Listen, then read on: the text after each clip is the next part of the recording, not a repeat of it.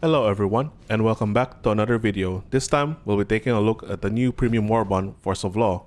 I'll be talking about the new weapons, stratagems, including the armor and the new secondary in the superstore called the Warrant. Now let's start off with the first gun you unlock in this Warbond, which is the AR-32 Pacifier. Now, a lot of people, including myself, will be skeptical with this gun because it has a damage of only 50 compared to the Liberator Concussive, which has a damage of 65. Now, in my testing and using of this gun, as you can see, I used it a lot. I used it mostly in the automaton front. I rarely, or not rarely, I never felt the lack of DPS compared to what I felt when using the concussive. The concussive, I really felt the lack of DPS, and I think it's mostly because of the fire rate. This has a 700 fire rate compared to the concussive, only 400. It even has a higher fire rate than the Liberator. Also, the pacifier stuns. It does not stagger. It can stun an enemy for almost 2 seconds. As for its customization, it can change the optics, underbarrel, and muzzle. Sadly, no magazine. So you start off with a reflex sight, laser sight with flashlight, and muzzle brake. Here's the recoil sim for the default setup. As for my custom setup, I went with the 4x combat scope, vertical foregrip, and muzzle brake. As you can see, here's the default, and here's the custom recoil. I went with the muzzle brake, or kept it, because of the horizontal recoil with the flash hider and the compensator. Like, I prefer controlling vertical recoil over horizontal recoil, but that's just my preference, so I kept the muzzle brake. For the gameplay of the pacifier, I'll be using the default customization. So when you hold R or the reload button, you can set it to auto, semi, burst. Here's first person view. It holds, each magazine holds 40 bullets. So this is just a demonstration on how the stun works.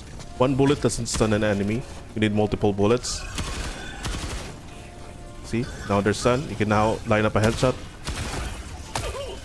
And it's really useful against Devastators. Since I think I forgot to mention, this gun has medium penetration. So you don't have to like aim for the exposed weakness or exposed area of an enemy to get them stunned. Now it's stunned. You can now aim for the head. It makes aiming for the heads because of the stun much easier. Keep in mind, you need multiple bullets. Oh, okay. Or just a really good headshot. And there's, I can see a Hulk here. We can try the Urchin. See, it's similar to a termite, except once it pulses, it stuns.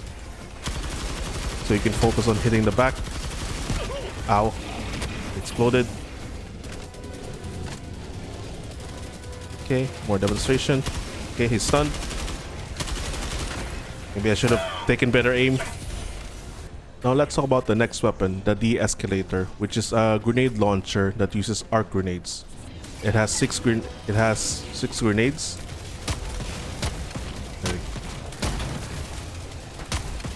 Sadly, I don't think it arcs towards other enemies. As you can see, I'm also using the new guard dog. It has a manual reload.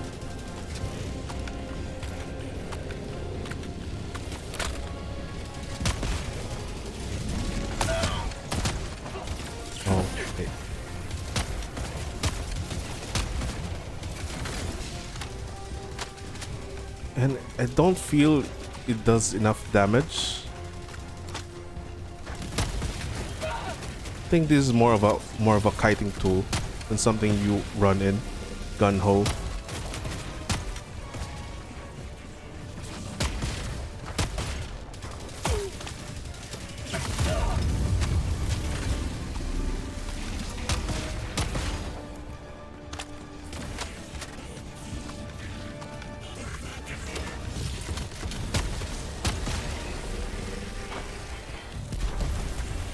As for the arc dog, it doesn't feel like the arc thrower it's using goes back to you. It doesn't seem to jump back towards you.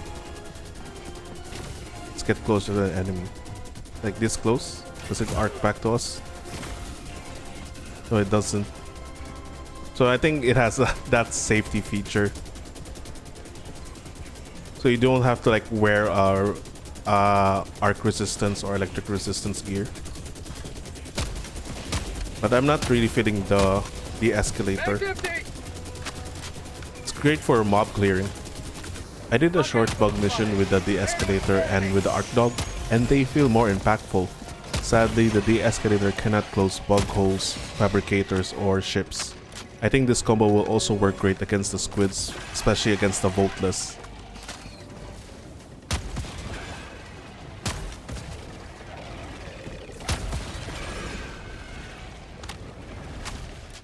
Finally, let's talk about the P92 Warrant.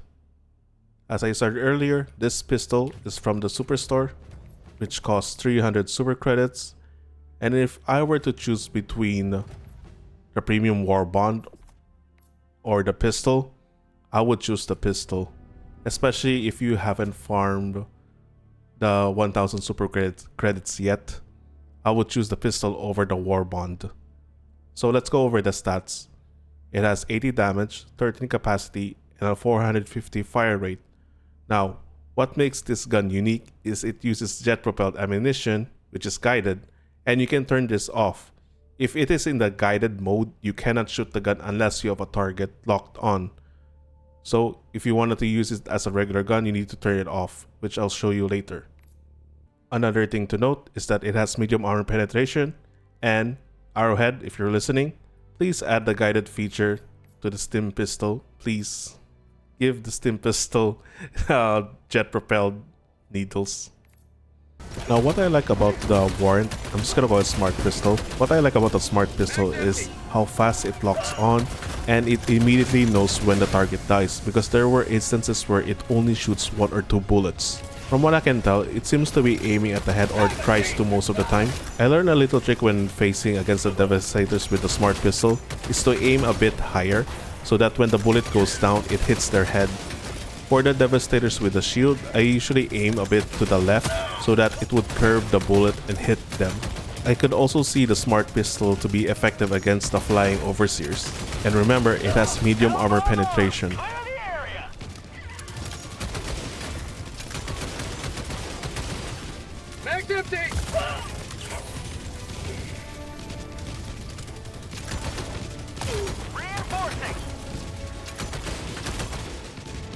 Now for the armor, we have 1 light, 1 medium, and 1 heavy. Arrowhead finally gave us one of each armor tier compared to the previous Warbonds, which were a mix of 2 lights, 1 heavy, or 2 heavies, 1 light. In the Warbond, you will find the light and medium armor, while the heavy is in the superstore. Now for the armor passive, it is called Ballistic Padding, and it provides 25 resistance to chest damage, 25 resistance to explosive damage, but according to people online, it is only 25 explosive damage resistance if it is hit at the chest. It also prevents all damage from bleeding if chest hemorrhages. Overall, it's not useless compared to the other passives, so I'm glad Arrowhead is looking to improve other armor passives. So let's do a recap. For the AR-32 Pacifier, I really enjoyed it. Don't let the damage 50 fool you. The fire rate really makes up that DPS. I max leveled it immediately because I really enjoyed using it. Like, Arrowhead knows how to design guns, the gunplay, and the sound. As for the de-escalator, like, it's even in the Warbond, the preview is broken. So I don't really, it's not that great against the bots, but it's really good against like the bugs, and most likely also with the squids where there are like hordes of them, especially if they are not armored. As for the guard dog, it kind of shoots slow, but I think it's fine. I think it needs to arc more. That's what I found.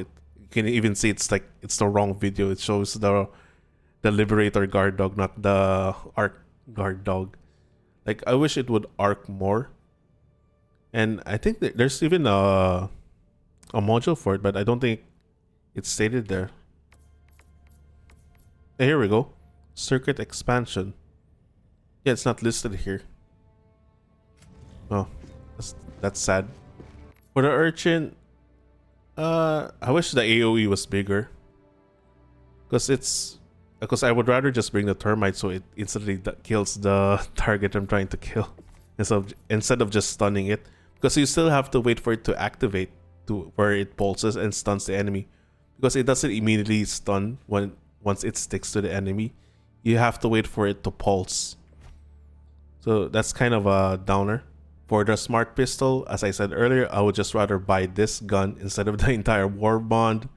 It has medium armor penetration, the 3 burst and the guidance system works well together, and I think it's really effective against the squids and the automatons.